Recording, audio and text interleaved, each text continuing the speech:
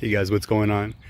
I'm in Lafayette, Colorado today at the municipal cemetery, and I came here looking for a specific grave. A man believed to have been a vampire and his grave believed to be haunted.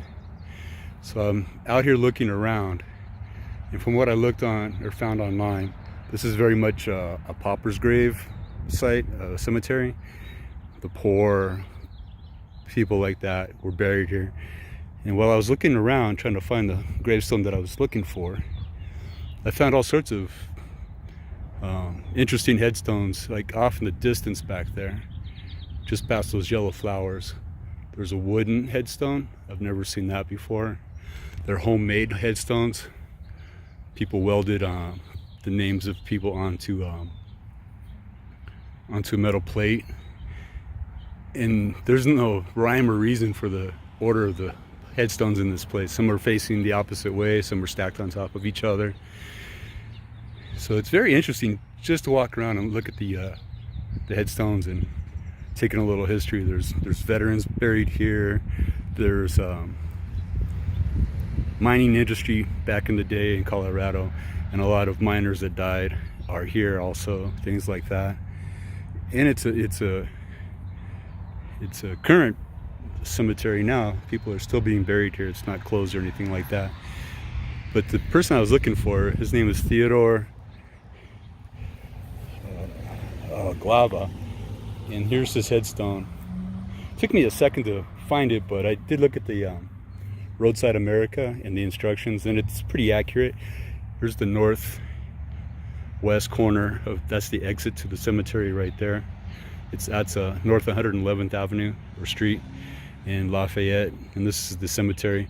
That's the exit, so you have to go around and enter towards the community center and the recreation center over there. That's where I parked. But the description said Mr. Glava's headstone was surrounded by trees on the north edge of the property, and there's the trees. There's the north edge right there where the road is. And like I said, he was a miner, I believed, and this is an improvised headstone. You can tell that it was written with probably a stick or a piece of metal in the wet cement. And he was from Romania / Transylvania. That's what added to the legend of his being a vampire. And the legend grew, and it's been around for quite a while. And it's said that his grave site is haunted also. There's hit and miss information online about Mr. Glava, but I thought it'd be pretty cool to check it out since he was known as a vampire, and I know that's not true.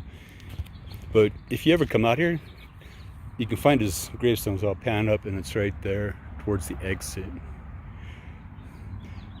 But if you're into interesting headstones and things like that, or cemeteries, this one is definitely unique.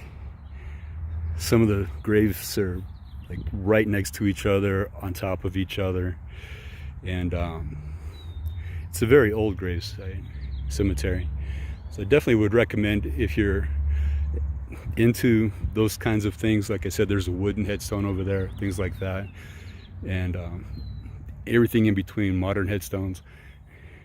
But yeah, here's the headstone of the local vampire people believed him to be, Theodore Glava. And I think you can actually see where it's written on his gravestone, Transylvania.